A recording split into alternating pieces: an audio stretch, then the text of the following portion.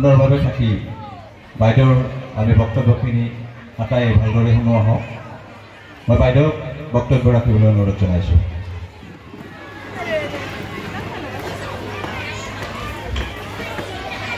নমস্কাৰ। পোনতেই কৃষ্ণকান্ত সন্দিকৈ এই স্কুলৰ কৰ্মকৰ্তাসকলক মই কৃতজ্ঞতা জ্ঞাপন কৰিছোঁ। আমাৰ নিচিনা অভাজনক অকল এই সভাত বক্তৃতা প্ৰদান কৰিবলৈ নহয়, আজি এই শুভক্ষণত শিক্ষা নগৰী খ্যাত পাঠশালাস্থিত এই বিদ্যালয়ৰ চৌহদত ভৰি দিয়াৰ আমাৰ যি সৌভাগ্য তেখেতসকলে দিলে, তাৰ বাবে আমি প্ৰথমে কৃতজ্ঞ হৈ ৰ'লোঁ।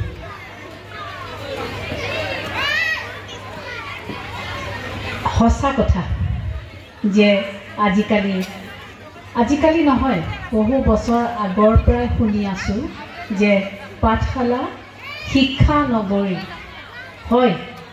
এই একেটা চৌহদতে এখন জুনিয়ৰ কলেজ আছে, এখন বিদ্যালয় আছে অসমীয়া মাধ্যমৰ, এখন বিদ্যালয় আছে ইংৰাজী মাধ্যমৰ। আমি আপোনালোকে গম পাইছে, আমিও এখন বিদ্যালয়ৰ এগৰাকী সাধাৰণ শিক্ষক। আমাৰ বিদ্যালয়ত কিন্তু একাদশ দ্বাদশ শ্ৰেণী অৰ্থাৎ উচ্চতৰ মাধ্যমিক শ্ৰেণী আছে, তাত ইংৰাজী অসমীয়া দুয়োটা মাধ্যমত পাঠদান কৰা হয়। আৰু যিখন বিদ্যালয় আছে অসম জাতীয় বিদ্যালয়, তাত কিন্তু মাধ্যম একেটাই। সেই দিশৰ পৰা এই কৃষ্ণকান্ত সন্দিকৈ এই শিক্ষানুষ্ঠানটো আৰু এটা মাত্ৰা প্ৰদান কৰিছে অসমৰ শিক্ষা জগতত, যে দুয়োটা মাধ্যমক সমানে আগবঢ়াই লৈ যোৱাৰ তেখেতসকলৰ যি প্ৰচেষ্টা, সেই প্ৰচেষ্টা নিশ্চয়কৈ শলাগিবলগীয়া। কাৰণ আমি স্বীকাৰ কৰিবই লাগিব যে আমি মাতৃভাষাত যিদৰে শিক্ষা ল'ব লাগিব, একে সময়তে আমি ইংৰাজী ভাষাটো সমানে আগবাঢ়ি যাব লাগিব। কাৰণ ইংৰাজী ভাষাটো হৈছে এটা সংযোগী ভাষা। গতিকে যিসকল পিতৃ মাতৃয়ে আজি ইয়াত উপস্থিত থকা সকলৰ সৰহভাগে ইংৰাজী মাধ্যমৰ এই কৃষ্ণকান্ত সন্দিকৈ বিদ্যালয়ত তেখেতসকলৰ সন্তানক নামভৰ্তি কৰিছিল বা নামভৰ্তি কৰিছে, তেখেতসকলৰ সন্তানসকলে এই বিদ্যালয়ত অধ্যয়নৰত। গতিকে তেখেতসকলে এটা সুস্থ এটা সিদ্ধান্ত, আৰু তাক একেবাৰে সহজকৈ ক'বলৈ হ'লে এটা ভাল সিদ্ধান্ত লৈছিলে। আৰু তাৰ কাৰণে ইয়াৰ উদ্যোক্তাসকল মই লগ পালোঁ, ইয়াত যিসকলৰ প্ৰচেষ্টা, যিসকলৰ ত্যাগৰ বিনিময়ত এই শিক্ষানুষ্ঠানটো গঢ়ি উঠিছে, তেখেতসকল নিশ্চয়কৈ প্ৰশংসাৰ পাত্ৰ। আৰু মই ইয়াত উপস্থিত থকা সকলোকে এটা হাত চাপৰিৰে তেখেতসকলৰ শলাগ ল'ব বিচাৰিছোঁ। তেখেতসকলৰ যি প্ৰচেষ্টা, সেই তেখেতসকলৰ যি যাত্ৰা, সেই যাত্ৰা অব্যাহত থাকক। আমি ভগৱানৰ ওচৰত প্ৰাৰ্থনা জনাইছোঁ যে এই শিক্ষা অনুষ্ঠানৰ নাম আমি যিদৰে আগতে পাই আহিছোঁ, আমাৰ কাৰণে এই শিক্ষানুষ্ঠান অৰ্থাৎ কৃষ্ণকান্ত সন্দিকৈ শিক্ষানুষ্ঠানটো, বিদ্যালয় বা জুনিয়ৰ কলেজটো আমাৰ বাবে চিনাকি এইবাবেই আছিল যে শিক্ষান্ত পৰীক্ষা বা উচ্চতৰ মাধ্যমিক পৰীক্ষাত এই বিদ্যালয়ৰ ছাত্ৰ ছাত্ৰীয়ে স্থান লাভ কৰাৰ আমি দেখা পাইছিলোঁ। সেই তালিকাত আমি এই বিদ্যালয়ৰ ছাত্ৰ ছাত্ৰীৰ নাম দেখা পাইছিলোঁ। আৰু সেইদৰে আমাৰ এই বিদ্যালয়খনৰ লগত বা এই জুনিয়ৰ কলেজখনৰ লগত আমাৰ এটা পৰিচয় হৈছিলে। আৰু সেই পৰিচয়টো যে আগলৈও যেন থাকে, মানুহে যেন নামটো শুনিলেই কয়, পাঠশালাৰ সেই কলেজখন, পাঠশালাৰ সেই স্কুলখন, সেইখনৰ পৰাই ইমান ভাল ফলাফল দেখুৱাব পাৰে বা পাৰি আহিছে। আৰু তাৰ কাৰণে অকল উদ্যোক্তাসকলৰ প্ৰচেষ্টাই নহয়, তাৰ লগত মই যদি কওঁ, মোৰ কাৰণে এনেকুৱাকৈ ভাবিব যে মই ইমান আপোনালোকক কোনো ধৰণৰ পৰামৰ্শ দিব বিচৰা নাই, খালি মোৰ মনৰ ভাৱখিনি আপোনালোকৰ লগত ভাগ বতৰা কৰিব বিচাৰিছোঁ যে শিক্ষক শিক্ষয়িত্ৰীৰ যিদৰে এক গুৰুত্বপূৰ্ণ ভূমিকা আছে ঠিক সেইদৰে অভিভাৱক মানে মই ছাত্ৰ ছাত্ৰী অভিভাৱকৰ কথা কৈছোঁ অভিভাৱকসকলৰো এক গুৰুত্বপূৰ্ণ ভূমিকা আছে আপোনালোকে জানেই ইতিমধ্যে মোৰ আগৰ দুয়োগৰাকী বক্তাই খুব সুন্দৰভাৱে বৰ্তমান শিক্ষা ব্যৱস্থাটো কি আৰু কেনেদৰে আগবঢ়াই লৈ যাব লাগিব সেই সম্পৰ্কে আপোনালোকৰ আগত খুব বিতংভাৱে কৈছে যদিও মই ক'ব বিচাৰিছোঁ যে নতুন ৰাষ্ট্ৰীয় শিক্ষানীতিয়ে এটা কথাৰ ওপৰত খুবেই গুৰুত্ব দিছে এটা কথা বুলি ক'লে কিমান দূৰ সমীচীন হ'ব মই নাজানো যে কিছুমান কথা বুলি ক'লে নিশ্চয় ভাল হ'ব কিছুমান কথাৰ ওপৰত খুবেই গুৰুত্ব দিছে যে তাৰ ভিতৰত এটা যে গোটেই শিক্ষা ব্যৱস্থাটো এটা তিনিকোণীয়া ত্ৰিভুজৰ লেখীয়া শিক্ষক ছাত্ৰ আৰু ছাত্ৰ ছাত্ৰীৰ অভিভাৱক গতিকে তাৰ পৰাই অভিভাৱকৰ কিমান গুৰুত্ব বা অভিভাৱকৰ কি ভূমিকা সেই কথাটো আপোনালোকে নিশ্চয়কৈ অনুমান কৰিব পাৰিব তাৰ লগতে আন এটা গুৰুত্বপূৰ্ণ কথা আমি ভাবি পাইছোঁ শিক্ষানীতিত যে ছাৰেও কৈছে যে পাঠ্যক্ৰমখিনিৰ লগতে পাঠ্যক্ৰম বহিৰ্ভূত কিছুমান কথাৰ ওপৰত বিশেষভাৱে গুৰুত্ব দিয়াৰ প্ৰয়োজন আহি পৰিছে আৰু এইটো শিক্ষানুষ্ঠানে সেই কথাটোত যে গুৰুত্ব দিছে মই প্ৰমাণ পায়ে গৈছোঁ কাৰণ কালি দীপক শৰ্মা আহি গৈছে এগৰাকী বিশিষ্ট ব্যক্তি হিচাপে তেখেত আহিছিল এটাই স্বাৰ্থ আছিলে যে এইখন বিদ্যালয়ৰ ছাত্ৰ ছাত্ৰী এইখন বিদ্যালয়ৰ শিক্ষক শিক্ষয়িত্ৰী এইখন বিদ্যালয়ৰ উদ্যোক্তাসকলৰ লগত এক কথোপকথনত মিলিত হোৱা ঠিক সেইদৰে আজি আমাকো আমন্ত্ৰণ কৰিছে আৰু আপোনালোকে নিশ্চয় অনুমান কৰিব পাৰিছে যে তেখেতসকলে ইয়াত আমাতকৈ বহুত ভাল বক্তা আছে আমি একেবাৰে নিশ্চিত তথাপিও তেখেতসকলে আগ্ৰহ কৰিছে যে মহানগৰীৰ পৰা আমি দুগৰাকী ব্যক্তিক আনোচোন তাৰ কাৰণে আপোনালোকক মই কৈছোঁ এই বিদ্যালয়ৰ ছাত্ৰ ছাত্ৰী অভিভাৱকসকলক যে আপোনালোকৰ সন্তানসকলৰ লগত মহানগৰীৰ পৰা দুগৰাকী ব্যক্তিক ইয়ালৈ আমন্ত্ৰণ জনাই আনি আপোনালোকৰ সন্তানসকলৰ লগত কথোপকথনত মিলিত হোৱা যে এটা সুবিধা দিছে সেইটো বিদ্যালয়ৰ শিক্ষানুষ্ঠানখনৰ উদ্যোক্তাসকলৰ এক শলাগিবলগীয়া কাম আৰু সেই কথাটো আমি খুব ভাল পাইছোঁ তাৰমানে কিমান ভাল পায় আপোনালোকৰ সন্তানসকলক তেখেতসকলে উদ্যোক্তাসকলে শিক্ষানুষ্ঠানৰ উদ্যোক্তাসকলে নিজৰ সন্তানৰ নিচিনা জ্ঞান কৰে যাৰ কাৰণে সেই সন্তানসকলৰ ছাত্ৰ ছাত্ৰীসকলৰ এটা সুভৱিষ্যত বা তেওঁলোকক আগবঢ়াই লৈ যোৱাৰ ক্ষেত্ৰত এটা পদক্ষেপ হিচাপে এনেকুৱা ধৰণৰ কাৰ্যসূচী গ্ৰহণ কৰিছে আৰু এইবেলিয়েই নহয় এই বিদ্যালয়লৈকে এই শিক্ষানুষ্ঠানলৈকে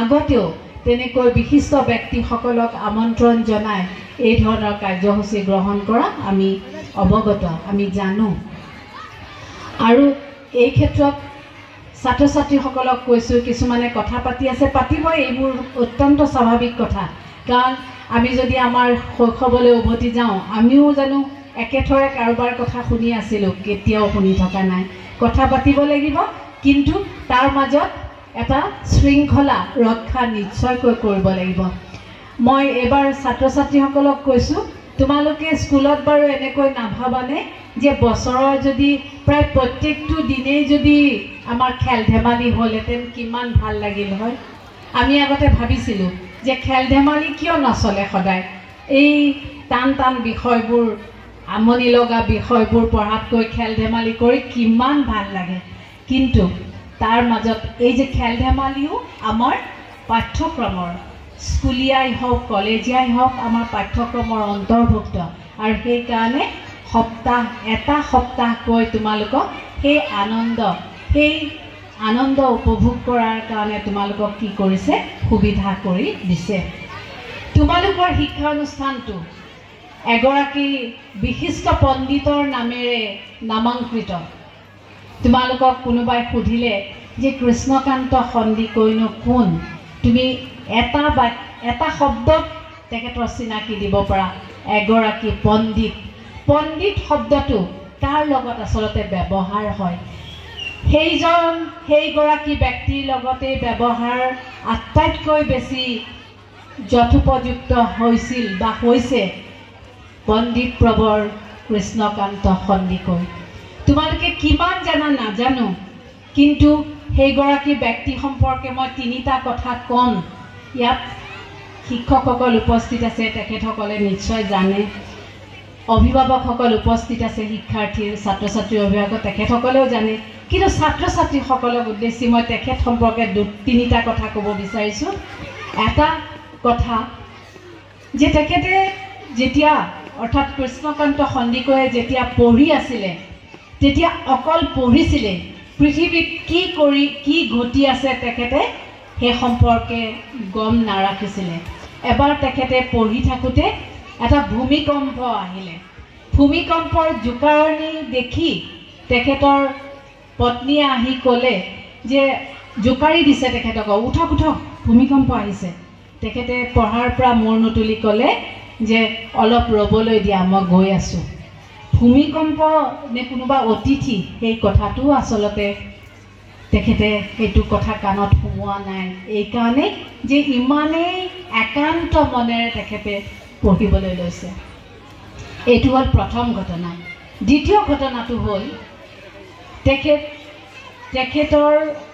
যেতিয়া উপাচাৰ্য আছিলে, তেখেতৰ এগৰাকী ছোৱালীৰ বিয়াৰ দিনা হঠাৎ কৃষ্ণকান্ত সন্দিকৈদেৱে তেখেতৰ পত্নীক মাতি সুধিলে যে আজি কিবা কাৰণত বিশ্ববিদ্যালয় বন্ধ আছে নেকি? তেতিয়া পত্নীয়ে ক'লে যে নাই, তো মই নাজানো। কিয়? কৈছে মই বিশ্ববিদ্যালয়ৰ কেইবাগৰাকীও শিক্ষক শিক্ষয়িত্ৰীক আমাৰ ইয়াত দেখা পাইছোঁ। তেখেতসকলে কোনটো সাহসত বিশ্ববিদ্যালয়ত শ্ৰেণী চলি থকা সময়ত এনেকৈ এটা সামাজিক অনুষ্ঠানত অংশগ্ৰহণ কৰাৰ সাহস কৰিলে? গতিকে চাওক, নিজৰ ছোৱালীৰ বিয়া। কৈছে তেখেতসকলক মই আমন্ত্ৰণ জনাইছিলোঁ, কিন্তু তেখেতসকলক মই কেতিয়াও কোৱা নাছিলোঁ যে আপোনালোকে শ্ৰেণীত পাঠদান নকৰি আমাৰ ইয়ালৈ আহি আমাৰ নিমন্ত্ৰণ ৰক্ষা কৰিব। সেইটো হ'ল দ্বিতীয় ঘটনা। তৃতীয় ঘটনাটো হ'ল যে উপাচাৰ্যৰ কাৰণে নিৰ্দিষ্ট বাসস্থান থাকে, কোৱাৰ্টাৰ থাকে।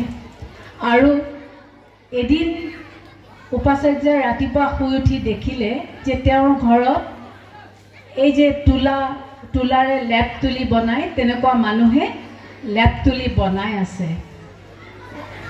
তেতিয়া পত্নীক মাতি সুধিলে যে এই মানুহবিলাকে কি কৰি আছে ইয়াতে? ক'লে যে আমাৰ ছোৱালী এজনীয়ে যে হোষ্টেললৈ যাব, পঢ়িবৰ কাৰণে বেলেগ ঠাইত হোষ্টেলত যাব, তাৰ কাৰণে এই লেপ তুলি বনাবলৈ দিছোঁ। তেতিয়া কৃষ্ণকান্ত সন্দিকৈ অতি আচৰিত হৈ ক'লে যে এটা বাসভৱন, যিটো বাসভৱন এখন বিশ্ববিদ্যালয়ৰ, তাত আমি ঘৰুৱা কামৰ কাৰণে অন্য লোকৰ প্ৰৱেশ আৰু সেই কাম কৰাৰ আমি কেতিয়াও সাহস কৰিব নোৱাৰোঁ। এইটো আমাৰ কথা নহয়। মোৰ ছোৱালী হোষ্টেললৈ যাব, মই চৰকাৰী বাসভৱনত তেওঁৰ যো-জা চলাম দেশ কৈ, এইটো কেতিয়াও মই অনুমতি নিদিওঁ।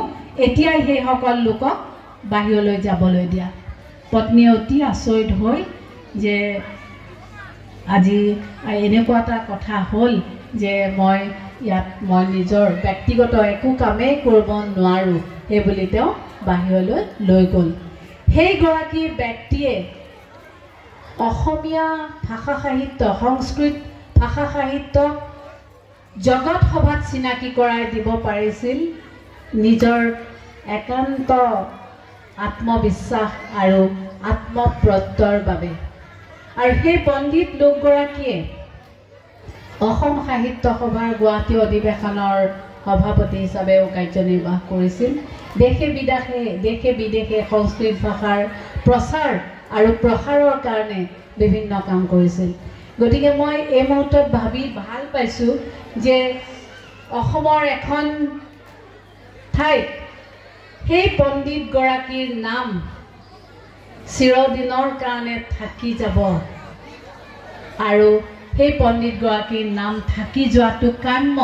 কাম্য মানে কি, আমি সকলোৱে বিচাৰোঁ যে সময়ে যাতে কৃষ্ণকান্ত সন্দিকৈ কেতিয়াও পাহৰাব নোৱাৰে, কাৰণ সেই সকল লোকক পাহৰি যোৱা মানে আমি অসমীয়া জাতিটোক পাহৰি যোৱা হ'ব, আমি অসমীয়া ভাষাটোক পাহৰি যোৱা হ'ব। আমি সেই সকলোবোৰ কথা জীয়াই ৰাখিব লাগিব। গতিকে মই অতি আনন্দিত যে তেখেতৰ নামেৰে এটা শিক্ষা অনুষ্ঠান গঢ়ি উঠিছে, যিটো শিক্ষা অনুষ্ঠানত মই আজি আপোনালোকৰ সৈতে মিলিত হোৱাৰ সুযোগ পাইছোঁ। আকৌ ছাত্ৰ ছাত্ৰীৰ মাজলৈ গৈছোঁ। মই গম পাইছোঁ যে ইয়াত হাইস্কুল শিক্ষান্ত পৰীক্ষাৰ শিক্ষাৰ্থীসকল আছে, ছাত্ৰ ছাত্ৰীসকল আছে। তোমালোকৰ পৰীক্ষা আহি আছে। তোমালোকৰ হাতত এতিয়া এনেকুৱা সময় হৈছে যে প্ৰত্যেকটো বিষয় যদি তুমি 3 দিনকৈ পঢ়া, তেতিয়াহ'লে পৰীক্ষাৰ সময়লৈকে তুমি সম্পূৰ্ণৰূপে সাজু হৈ উঠিব পাৰিবা।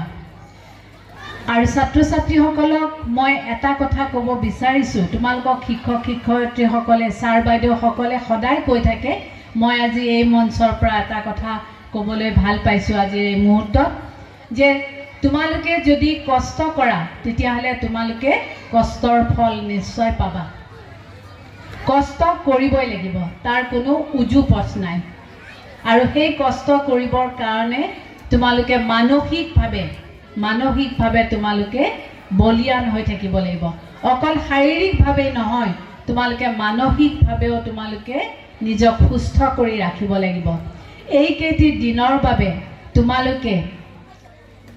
তোমালোকৰ অতি প্ৰিয় বুলি কৈছোঁ, অতি প্ৰিয় মানে খুব বেছি আপোন মোবাইল ফোনটো কিছুদিনৰ কাৰণে তোমালোকে তোমালোকৰ গাৰ্জিয়ান অভিভাৱকক গতাই দিয়া। তুমি দেখিবা তোমাৰ পৰীক্ষাৰ ৰিজাল্ট, তুমি যদি ভাবিছা যে তুমি 85% পাম বুলি ভাবিছা, দেখিবা তুমি 95+% পাবা, যদিহে ফোনটো তুমি হাতত নাৰাখা। গতিকে মই কৈছোঁ খুব কষ্ট হ'ব যে তোমালোকে বহুতেই হয়তো ফোনৰ ব্যৱহাৰ নকৰা, তেওঁলোকক বাদ দি মই কৈছোঁ। কিন্তু মই জানো, কাৰণ তোমালোকৰ নিচিনা ছাত্ৰ ছাত্ৰীৰ লগতে আমি 24, 25, 26, 27, 28 বছৰ কটালোঁ। গতিকে তাৰপিছত আমি জানো তোমালোকৰ কাৰণে কিমান প্ৰিয়, আৰু সেই প্ৰিয় বস্তুটো যে আমাৰ কাৰণে অপ্ৰিয় সেইটো কৈ মই সত্যৰ অপলাপ নকৰোঁ, সকলোৰে প্ৰিয়। কিন্তু তথাপি তোমালোকে এটা কথাই ভাবি চোৱা যে তোমালোকে যদি কিছুদিনৰ কাৰণে মোবাইল ফোনৰ ব্যৱহাৰটো নোহোৱা কৰি দিয়া, তোমালোকে নিজে দেখিবা তোমালোকৰ ভৱিষ্যতটো সুন্দৰ হ'ব। আৰু এতিয়া যদি কষ্ট কৰা